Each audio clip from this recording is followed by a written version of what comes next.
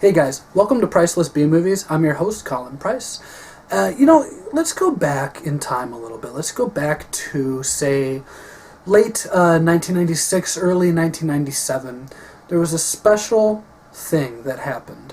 Gene Roddenberry, creator of Star Trek, and Clive Barker met in a bar, and after Clive Barker bought Gene Roddenberry a couple of nice stiff drinks, they went back to Barker's place. They had hot, passionate, not safe for work Pornhub sex, and a few months later, Event Horizon was born. Event Horizon. Well, yeah, we all know that that's not exactly how Event Horizon came to be, but it's better that I make up a little short, funny bullshit story for you than go on what I'm sure would be a several-hour-long rant about all that had to be accomplished for this movie to be made. Event Horizon stars Lawrence Fishburne and Sam Neill. Sam Neill is a scientist who designed a ship called the Event Horizon, this starship. And the Event Horizon is special because it had a way to bend space and time and literally jump from one universe to another. The problem is that when the crew of the Event Horizon took it out on its maiden voyage, the second that they tried to use this device that was going to allow them to jump to another universe, they used it, the ship disappeared, and it didn't come back. So, several years later, the ship reappears, orbiting Neptune, of all places, and no one is sure exactly where it's been. This is where Lawrence Fishburne comes into play. Sam Neill joins Lawrence Fishburne's rescue crew, and they're sent out to the Event Horizon to board the ship, try to see if anyone is alive, and try to figure out where the ship went in the first place. Once they're aboard the ship, though, some kind of spooky things happen. They find, freeze-dried blood and body parts all over the inside of the ship, and, the stuff on the ship starts activating by itself, and the crew start hallucinating, all kinds of weird crap's happening.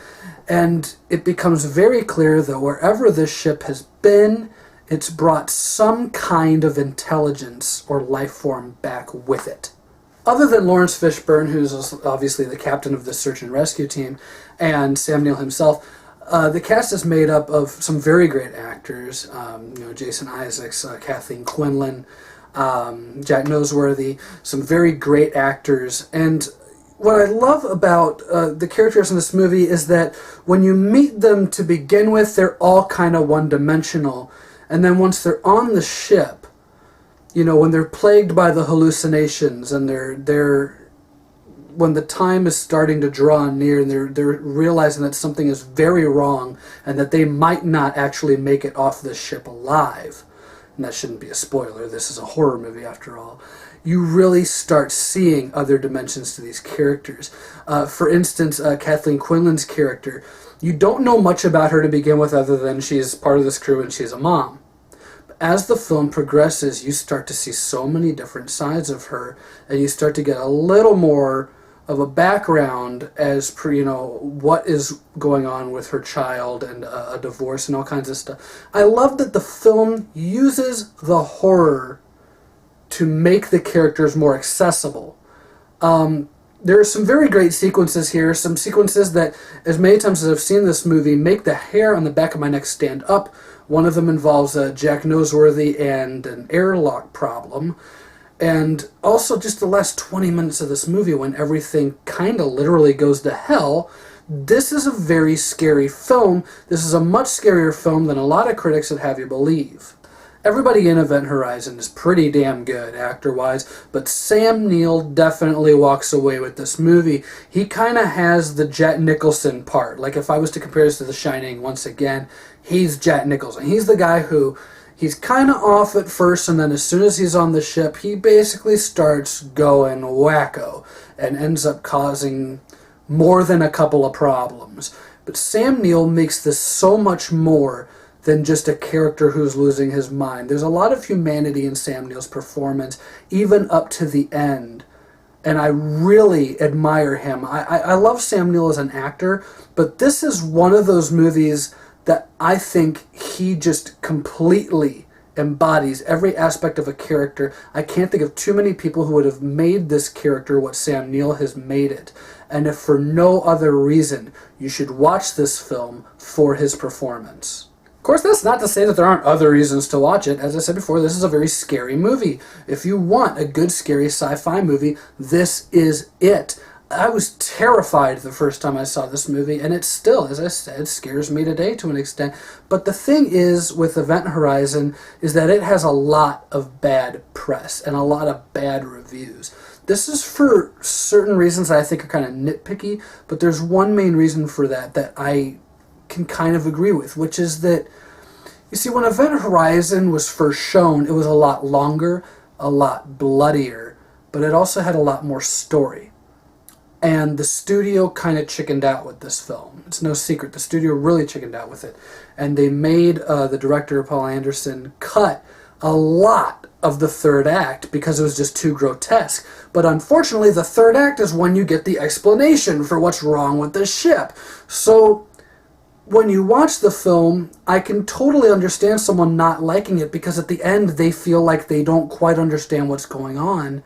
I've read the book, the novelization of Event Horizon, which is based on the original script, which has all of that stuff intact and in vivid detail in writing. So I know what's going on in Event Horizon, but I certainly understand that a lot of people who watch this movie don't. You know, all I can say is that, one, anyone who has watched these reviews consistently knows that I don't like studio interference, and I don't like when censorship ends up taking such a toll on a movie that it's not coherent anymore and that it's not what it was supposed to be. Event Horizon is one of those great examples of a movie being butchered to the point of a good deal of it being incomprehensible. No matter what the detractors say about this film, though, I really do love Event Horizon. I don't think that science fiction is taken as seriously as it should be. You take Star Wars, Star Trek, and some of the big franchises out of science fiction, and especially in the 90s, there were a lot of great ideas, a lot of very original sci-fi films that really got the shaft from critics who just didn't get it. Event Horizon, I truly believe, is one of those films. Event Horizon, I truly believe, is an excellent movie. Whether you agree with me or not probably depends on just how much you took away from the film and just whether or not you understand that certain things were never going to make sense because of studio interference. But you know what? Any movie that can contain a sequence like this. Stark.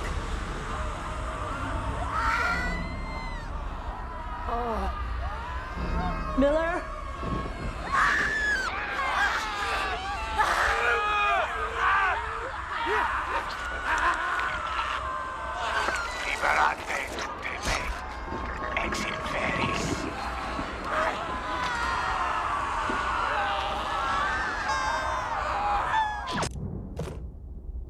We're leaving. And keep that level of intensity going for the entire film deserves praise from me. So, Event Horizon gets 4 stars. This is a 4-star movie all the way. If you don't like it, I guarantee it's just because you didn't understand. But the thing is, you don't have to understand great horror to understand how scary a film can be. I think with movies, especially a lot of movies lately, like The Conjuring, for example, I complained that, you know, the story didn't make a lot of sense or there was too much description. It kind of went against its own rules. Event Horizon is beautiful in the fact that you don't know the rules. It doesn't have to be this creature specifically is responsible for this. This force is directly this alien or demon or ghost or whatever. Because Event Horizon never flat out tells you what the threat is, you're allowed to just buy into the scares. And honestly, I think that kind of intrigue makes the film more intense. So that's my review of Event Horizon. Stay tuned, I got a lot more reviews coming your way. Also, and as always, if there's a movie you can think of that's either overlooked or underappreciated by mainstream audiences or critics or both, please let me know in the comment section below and I'll see what I can do about finding a copy of that movie and putting a review up for you. Thanks for watching and stay tuned for more Priceless B movies.